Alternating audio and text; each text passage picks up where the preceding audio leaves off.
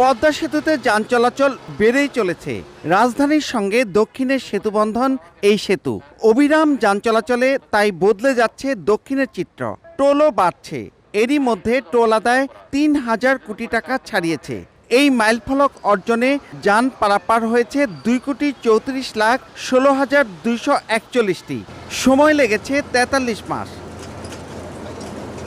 সেতুটি চালু হওয়ার ফলে যাতায়াতের সময় সাশ্রয় হওয়ার পাশাপাশি কর্মসংস্থান সৃষ্টি হয়েছে এবং দেশের জিডিপি প্রবৃদ্ধিতে ইতিবাচক প্রভাব পড়েছে। বিশেষ করে কৃষি, মৎস্য ও প্রাণী সম্পদ এবং শিল্পজাত পণ্য পরিবহনে এসেছে আমূল পরিবর্তন।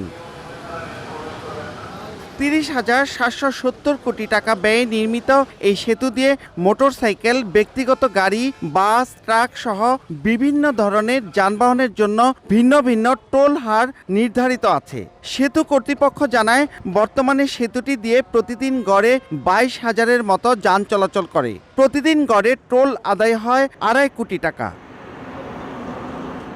পদ্মা সেতু প্রকল্প বাস্তবায়ন হয়েছে নিজস্ব অর্থায়নে।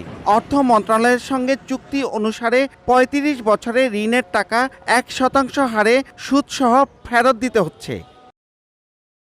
পদ্মা সেতুতে অনেক যাতায়াত করতেছে, আস্তে আস্তে টাকার এই টোল উত্তোলনের এবং টোল এখানে টোল উত্তোলন 100% ফেয়ার। আপনি জানেন অনেকদিন যাবত এইগুলো টোল নিউজ গুলো করেন আপনি, 100% ফেয়ার, যার ফলে এগুলো টোল একদম পুরোপুরি সরকারি রাজস্ব খাতে যাচ্ছে। তা এই আস্তে আস্তে যার ফলে যে আশা করা যায় যে নির্ধারিত যে সময়সীমা আছে পদ্মা সেতুর লোন পরিশোধের ভিতরে নির্ধারিত সময়সীমার ভিতরে এটা হয়ে যাবে আর কি আশা করি। উদ্বোধনের পরদিন ২০২২ সালের ২৬ জুন থেকে ২০২৬ সালের ১৯ জানুয়ারি পর্যন্ত মোট টোল আদায়ের পরিমাণ ৩,১৭,৬,১৫০ টাকা। নাসির উদ্দিন উজ্জ্বল, সময় সংবাদ, মুন্সিগঞ্জ।